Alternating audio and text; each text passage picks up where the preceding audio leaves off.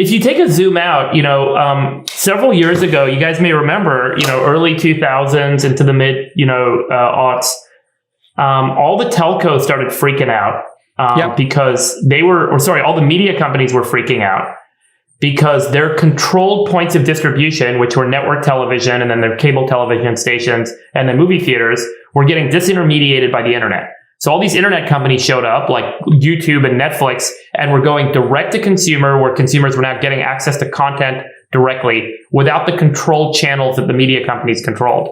At the same time, the telcos were freaking out because it turns out people didn't need cell phones anymore or need phone lines anymore. What they needed was internet access, and internet access was quickly commoditizing.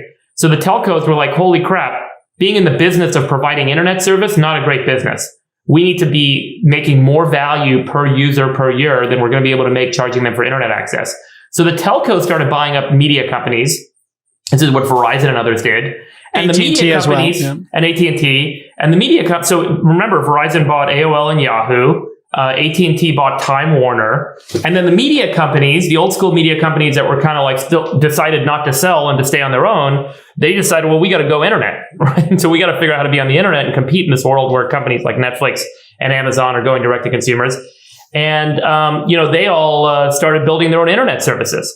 And so HBO now you got Max, Paramount Plus, Hulu. HBO Max, Hulu, and Hulu was a big one. And meanwhile, the tech companies that went direct to consumers, they're realizing, if these media companies aren't going to play ball, we better get our own media. We got to get our Apple own TV. Content. Yep. And so then they started licensing, Amazon. buying, funding, and building their own media companies. And so there's a total reorientation that's underway. Now, what's interesting in the last couple of weeks is Verizon decided, we can't be in the media business. We're not very good at it. And they spun it out, and they're selling AOL, Yahoo.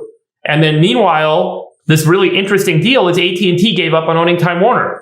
And so it turns out that the telcos who thought that they could own the media and monetize it, it's just a pain in the butt. It's another business. We can't really figure out how to add value to our subscriber base with these products. They're going to have to exist on their own. We don't know how to run them because we're not media guys. And they're spinning it out. So now the telcos, the interesting question to ask is, what are they going to do next? What's the next move for them? Because they got to keep growing. Meanwhile, the tech companies and the media companies are just like this. And there's 50 subscription services, each with their own silo and balkanization of content. And we're all going to have to choose as consumers, do I want HBO Max or Paramount Plus or, the bundle I get from Comcast? And it's going to be a nasty battle for the next 10 years where where you want content, you're going to have to go pick and choose who do you want to buy content from. And so,